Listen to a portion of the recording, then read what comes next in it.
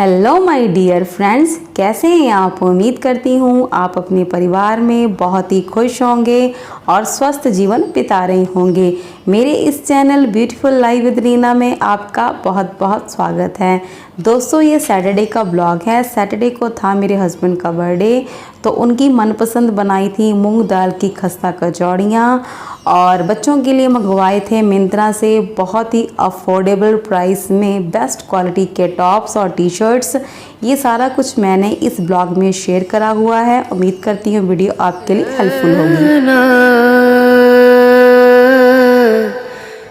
तो ब्लॉग की शुरुआत करती हूँ सैटरडे मॉर्निंग से, क्योंकि आज है मेरे हस्बैंड का बर्थडे। तो यहाँ पर बच्चे पापा को बर्थडे विश कर रहे हैं और बच्चों को और हम सबको भी आज है छुट्टी। तो यहाँ पर बनाऊंगी आज बच्चों का फेवरेट और अपने हस्बैंड का फेवरेट मूंग दाल की खस्ता कचौड़ियाँ, ब्रेड रोल्स और पोटैटो बॉल्स। तो इसके लिए आलूओं को बॉयल करके छील करके इसको अच्छे से मैश कर लिया है। अब इसमें जो बेसिक मसाले डालती हूँ, जैसे कि नमक, थोड़ा सा काली मिर्च का पाउडर, गरम मसाला, जीरा पाउडर, धनिया पाउडर, ये सारे मसाले इसमें ऐड कर दिए। आज थोड़ा सा तीखा करारा बनाने के लिए ना रेड चिली पाउडर भी ऐड करूँगी। हमेशा तो मैं ग्रीन चिली का इस्तेमाल करती हूँ, लेकिन आज थोड़ा सा वही इस्तेमाल करूँगी। इस सारे आलूओं में जो मसाले मैंने डाले हैं इसको अच्छे से मिक्स कर लिया। ये है रेड चिली पाउडर, थोड़ा सा रखा हुआ है कि कभी कुछ तीखा बनाना हो तो इसमें ऐड कर देती हूँ। तो ये दोनों तरीक़ों से बन जाती है ब्रेड रोल्स और पोटैटो बॉल्स। चाहे इसको प्याज का तड़का लगा दो, इसमें थोड़ा सा मैंने कसूरी मेथी भी ऐड कर दिया। प्याज का तड़का लगा के मतलब पका के आलूओं को पका लो थोड़ा से तेल में, जीरा, अजवाइन और जो जितने मैंने मसाले ऐसे ही कच्चे डाले हैं ना, इसको पका लो थोड़ा सा तेल में और फिर उसके बाद इसको मिक्स करके बनाओ तो और ज़्यादा टेस्ट आता है। जैसे मटर हो, हरी मटर हो तो और अच्छा टेस्ट आ जाता है। इसको मैंने हाफ़ कर लिया था क्योंकि ना कुछ की मैंने बनानी है। ये जो बनानी है ये बनानी है पोटैटो बॉल्स। इसमें थोड़ी सी 2 से 3 चम्मच डाली है मैंने सूजी और इसमें डालूँगी 1 चम्मच कॉर्नफ्लोर इसलिए ताकि इसकी जो पोटैटो बॉल्स बनाऊंगी ना तो बाइंडिंग अच्छी से हो जाए। और इसके अलावा इसकी बाइंडिंग को और अच्छा बनाने के लिए ब्रेड रोल्स बनाते टाइम जो स्लाइसेस की जो एजेस होते हैं, किनारे हैं, उनको कट कर देते हैं तो उसको फेंकना नहीं है। उसी को ही मिक्सर ग्राइंडर में डाल के इसका फ़ाइन पाउडर बना लूँगी। उस फाइन पाउडर को फिर इस मिक्सचर में ऐड कर दूँगी। उससे पोटैटो बॉल्स में बहुत ज़्यादा क्रिस्पी बना जाएगा और टेस्ट इसका बहुत ज़्यादा बढ़ जाएगा। तो यहाँ पर बस यही कर रही हूँ कि ब्रेड की स्लाइसेस के किनारे कट कर दूँगी, कट करके सारे इकट्ठे कर लूँगी। तो ये सारा कुछ ना प्रेपरेशन पहले ही करके रख रही हूँ, क्योंकि फिर तो सिर्फ कढ़ाई में तेल ही चढ़ाना है तो 1 बाय 1 सारी चीज़ों को फ्राई करना है। सिर्फ प्रेपरेशन में ज़्यादा टाइम लगता है, बाकी तो कुकिंग में टाइम कम ही लगता है। तो यही कर रही हूँ यहाँ पर। इसके अलावा मुझे वहाँ पर बनानी है मूंग दाल की खस्ता कचौड़ियाँ, क्योंकि मेरे हस्बैंड की बहुत ही फेवरेट हैं। तो आज उनका बर्थडे है तो सोचा कि उनके लिए कुछ फेवरेट बना दूँ। ज़्यादातर तो हम लोग घर का ही कुछ ना कुछ बना के ही खाते हैं। सारी स्लाइसेस मैंने कट करके रख ली हैं, लेकिन कभी कभार बच्चों का भी देखना पड़ता है, उन्हीं के हिसाब से थोड़ा बहुत कुछ मंगवा लेते हैं। तो उनसे कहा गया था कि शाम को जो कुछ पसंद का होगा वो मंगवा लेना, लेकिन थोड़ा बहुत ज़्यादा नहीं है। तो अभी तो मैं घर पर ही बनाऊंगी जो कुछ आपको खाना है। तो यहाँ पर एक कटोरे में रख लिया है पानी और ब्रेड की स्लाइसेस को पानी से दबा दबा के सारा पानी निकाल दूंगी, ताकि जो इसके सारे होल्स होंगे ना वो सील हो जाएं। नहीं तो फिर जब ब्रेड रोल्स को कढ़ाई में फ्राई करूँगी तो सारा ही ऑयल इसमें भर जाएगा, तो ये बिल्कुल भी टेस्टी नहीं लगेंगे। तो यहाँ पर 2 शेप की बनाऊंगी ब्रेड रोल्स। एक तो वही सिलेंड्रिकल शेप हो जाती हैं और एक होती है राउंड वाली गोल शेप। कुछ को गोल शेप पसंद है, कुछ को ऐसे रोल्स वाली शेप ही पसंद है। तो ऐसे ही इसके 13-14 पीसेस होते हैं ब्रेड में, तो उसी स्लाइसेस के 5-6 बना दूंगी गोल वाले और 5-6 ही बना दूंगी ये वाले स्लाइसेस। तो ये सारा काम फटाफट यहाँ पे कर लूँगी। तो उसके बाद फिर शुरू करूँगी मूंग दाल की कचौड़ियों का काम। दाल को मैंने पहले ही भिगो के रख दिया था फूलने के लिए थोड़े से गर्म पानी में। 1 घंटे में गर्म पानी में दाल बहुत अच्छे से फूल जाती है। तो यहाँ पर सारे ही मैंने रोल्स तैयार करके रख लिए है साइड में ही। तो अभी फिर जो दूसरी तैयारी करने लगी हूँ, यहाँ पर ये कटोरी मैं दिखा रही थी, इतनी कटोरी की मैंने दाल ली थी। बस इतनी कटोरी की दाल से ही ना कम से कम 14-15 कचौड़ियाँ बड़े आराम से बन जाएंगी। अगर ज़्यादा बना के स्टोर करके रखनी होती हैं तो फिर मैं ज़्यादा दाल लेती हूँ, अदरवाइज़ तो बस अभी खाने के लिए हो जाएगा। दाल का बस दाना ऐसे तोड़ के देख लेंगे हाथ में कि दाल अच्छे से फूल गई है। फिर उसके बाद जितना भी पानी है इसका ड्रेन आउट कर देंगे। इसको सूखा दाल को ही ऐसे ही पीसेंगे अगर मूंग दाल की कचौड़ी बनानी है। नहीं तो अगर पानी के साथ ही इसको पीसेंगे ना तो फिर ये दाल का टेस्ट अच्छा नहीं आएगा, क्योंकि दाल जब पीसनी है ना तो थोड़ी सी इसको दरदरी रखनी है, बिल्कुल ही फाइन जैसे मलाई वाला पेस्ट नहीं बनाना है, तो फिर दाल की कचौड़ी का टेस्ट नहीं आएगा। अगर जब भी ऐसे दरदरी वाले कुछ पीसना होता है ना तो मिक्सर ग्राइंडर को एक बार में नहीं चलाना होता, उसको बस ऑन ऑफ करना होता है, उससे फिर वो वाला पेस्ट आ जाता है। इसको मैं आपको चेक करवाती हूँ कि चाकू से दिखाती हूँ, इसके दाने अभी भी हैं, ऐसा नहीं है। हाँ, अगर वो पुराने टाइम का अगर आपके पास सिलबट्टा है तो उसमें तो और अच्छा बन जाता है, इसमें हल्के हल्के अभी भी दाने हैं, तो उतना ही मुझे इसको पीसना है, ज़्यादा इसको फाइन पेस्ट नहीं बनाऊंगी। तो बस इसको साइड में रख लिया मैंने, इसमें बिल्कुल भी पानी ऐड नहीं किया, बस थोड़ा इसको चलाती गई, ऑन ऑफ करती गई, और ये पेस्ट मूंग दाल की तैयार होगी, सिंपल वाली मूंग दाल जो हर घर में बनती हैं। और अभी करूँगी मूंग दाल की कचौड़ी का जो मसाला तैयार। यहाँ पर ले रही हूँ साबुत धनिया सिर्फ 3 चम्मच, बस अभी की प्रेपरेशन के लिए बता रही हूँ, अगर ज़्यादा बनाना हो स्टोर करना तो उसके लिए क्वांटिटी बढ़ा देंगे। तो 2 चम्मच यहाँ पर लूँगी सौंफ, 3 चम्मच साबुत धनिया, 2 चम्मच सौंफ, 1 चम्मच जीरा और 1 चम्मच ही साबुत काली मिर्च। यहाँ पर मैं कसूरी मेथी को अभी ही 2 चम्मच को ही यहीं पर ही फ्राई कर लूँ, क्योंकि ना मौसम ह्यूमिडिटी का है, तो काफ़ी टाइम से ही कसूरी मेथी पड़ी हुई है, तो इसको थोड़ा सा भून लूँगी तो इसका टेस्ट भी अच्छा आ जाएगा। और कचौड़ियाँ होती हैं करारी वाली, तीखी वाली, तो इस यहाँ पर मैं डाल रही हूँ 6 से 7 साबुत लाल मिर्चें, इसको भी इसी के साथ ही भून लूँगी। तो जब आटा की मैं वीडियो क्लिप तैयार कर रही तभी मुझे फ़ोन आ गया, तो इसीलिए ना क्लिप मेरी रह गई थी। तो बस इसको कुछ ज़्यादा नहीं करा था, मैंने 1.5 कटोरी आटा लिया, उसमें 4 चम्मच डाले देसी घी के, और इसको लगा लिया मौन। मौन सबको ही पता होता है, जिनको नहीं पता उनको बता दो। मौन लगाना आटे का मतलब होता है कि अच्छे से ना हाथों से मसल के आटे पर घी की कोटिंग हो जाए, तो इतनी अच्छे से कोटिंग हो कि अगर उस आटे को हाथ की मुट्ठी में बनाए ना तो मुट्ठी जैसे रखेंगे ना वैसे ही आटा बन जाएगा। तो इसका मतलब अच्छे से आटे को मौन लग गया है। उसके बाद थोड़ा सा इसमें डाला मैंने नमक और थोड़ा सा डाली अजवाइन। बस इसको 1.5 कटोरी आटे के साथ थोड़ा थोड़ा पानी डाल के इसको अच्छे से मसल के इसको गूंथ के रख लिया। मैदे को जितना अच्छे से ज़्यादा मसल के रखो उतनी ही इसकी कुछ भी कचौड़ी बनाओ, मठरी बनाओ, पूड़ी बनाओ, बहुत ज़्यादा अच्छी बनती है। तो अभी इसको मसल के रख दूँगी, फिर उसके बाद जब फाइनली कचौड़ियाँ तैयार करने लगूँगी ना भरने के लिए, तब दोबारा फिर इसको 10 से 15 मिनट फिर इसको पटक के ना इसको अच्छे से गूंथ लूँगी। तो अभी मेरा मिक्सचर हो गया था ठंडा, तो उसके बाद ही अब यहाँ पर इसको दरदरा वाला ही पाउडर बनाऊँगी। ज़्यादा इसको बिल्कुल ही फाइन पाउडर नहीं बनाना है, बस ऐसा ही दरदरा वाला पाउडर रखना है, ताकि जब कचौड़ियों का जो मसाला जब खाते टाइम मुंह में आए ना तो बहुत अच्छा टेस्ट है। ऐसे ही दाल वाला भी आए, भी दाल की कचौड़ी है और मसाला भी। बस थोड़ा सा 3 से चम्मच, हाँ 3 साढ़े 3 चम्मच लिया था वह यहाँ पर सरसों का तेल, और जब थोड़ा सा गर्म हो गया तो उसमें सारे मसाले मैंने इसमें ऐड कर दिए थे। मसाले तो पहले ही भुने हुए थे, भून के ठंडा करके इसको पीसा था, इसलिए ज़्यादा इसको भूनने में टाइम लगना नहीं है। बस थोड़ा सा इसको 2 से 4 मिनट चलाऊंगी। उसके बाद इसमें ऐड करूंगी यहाँ पर 4 से 5 चम्मच बेसन। बेसन से ऐसा होगा कि इनकी बाइंडिंग अच्छी हो जाएगी, नहीं तो जब इसमें भरेंगे ना मसाला लोइयों में, आटे की लोइयों में, तो ये सारा खिलर जाएगा, इससे बाइंडिंग अच्छी हो जाएगी। और यहाँ पर मैंने डाल दिया 4 से 5 चम्मच बेसन के, इसको अच्छे से भून लूँगी।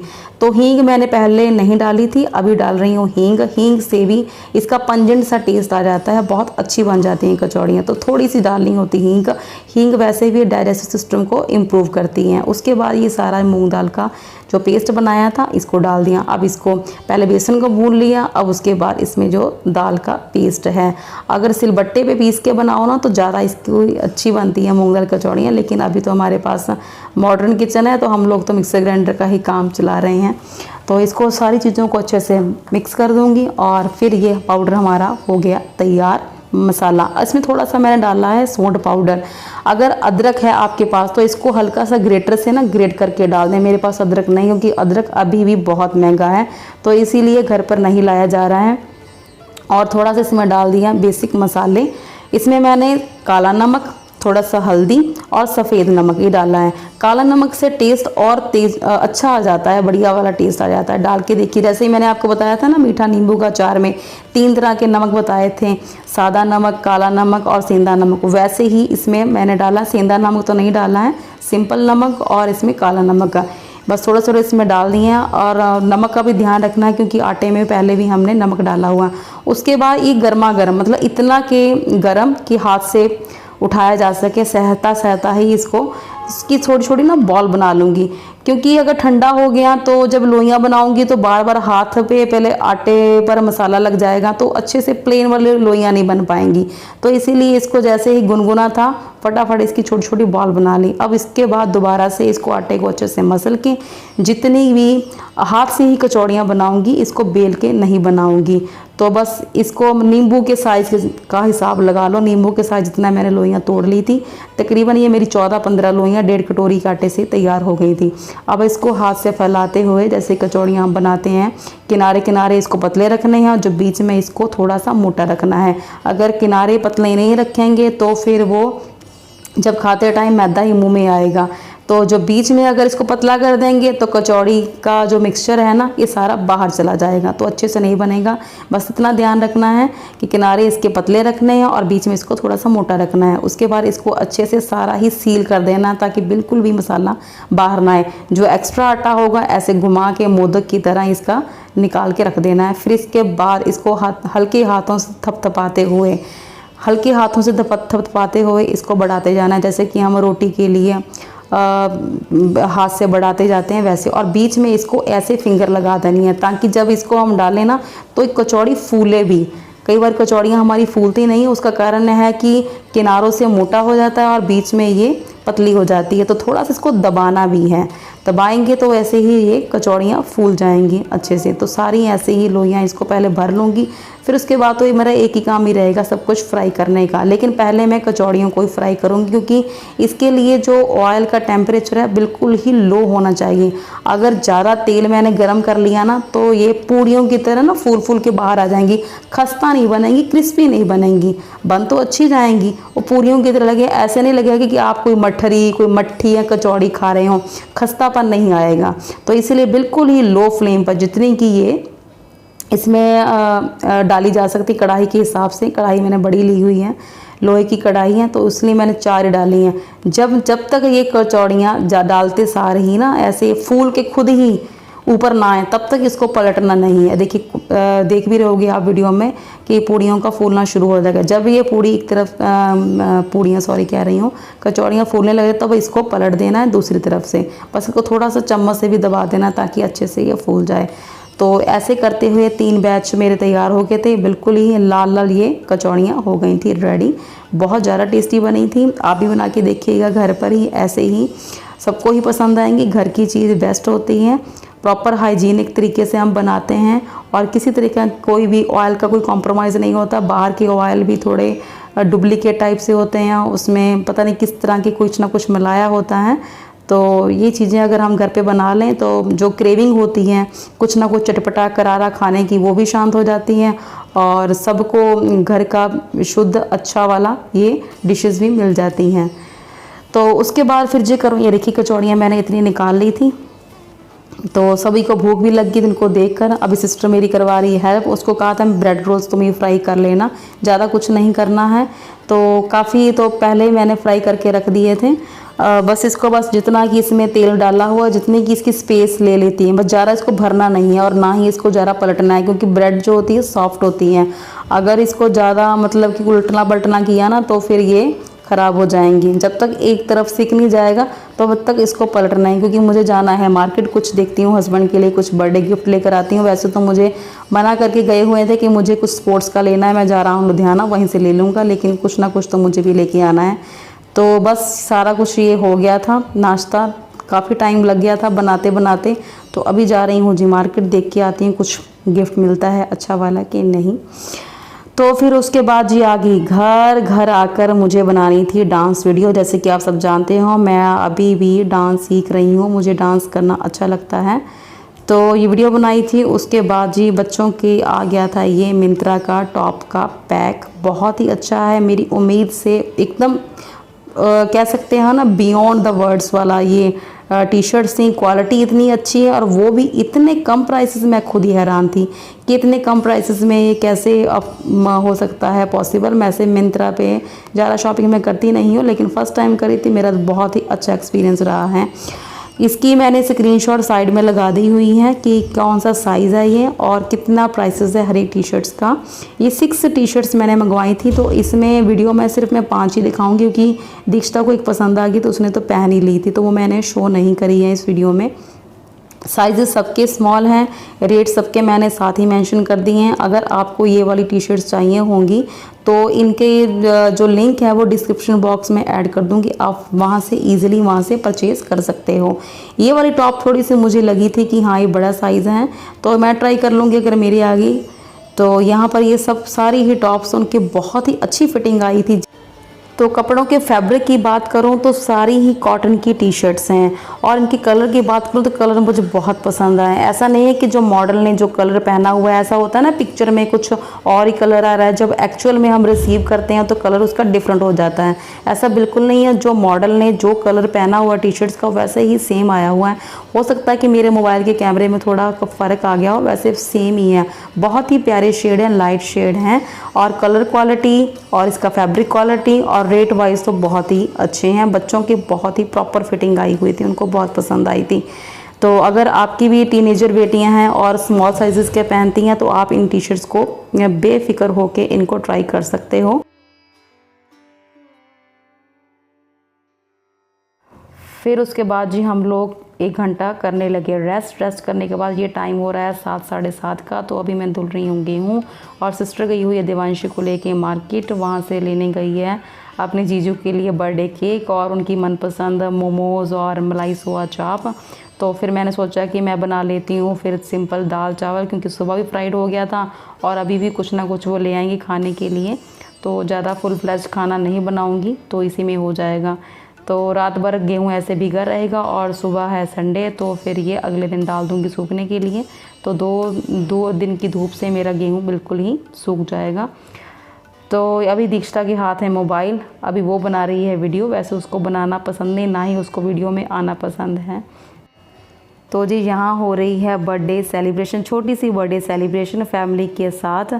तो बच्चों को बहुत ज़्यादा खुशी होती है किसी का बर्थडे आए, केक लाया जाए, केक कटिंग हो, तो उन्हीं की खातिर ही सब कुछ किया जाता है। और कुछ ना कुछ उनको होता है कि कुछ बाहर का खाने का मिलेगा, अदरवाइज़ हम लोग बाहर का कम ही लेकर आते हैं।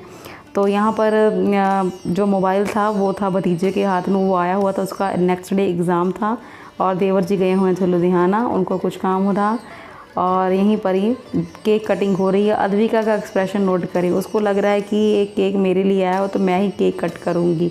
किसी का भी बर्थडे हो, किसी के लिए भी केक आया हो, उसने ही सब कुछ करना होता है। अच्छा, किसी का मैसेज आया हुआ था कि आप इतना कुछ ऐसे कर लेते हो क्योंकि आप टीचर हो, आप टीचिंग लाइन में हो, क्योंकि जो टीचिंग जॉब है ना वो बहुत ही कम ड्यूटी आवर्स की होती हैं, बहुत ही रिलैक्स जॉब है, तो उनके पास टाइम ही टाइम है, तो आप इतना कुछ कर लेते हो। अदरवाइज़ बाकी जो जॉब होती हैं वो ज़्यादा टाइम लेती हैं। तो मैं आप सबसे पूछना चाहती हूँ, क्या आज के टाइम की जो टीचिंग जॉब है क्या वो बहुत ज़्यादा रिलैक्स्ड है, क्या उसमें एग्जर्शन नहीं होता है?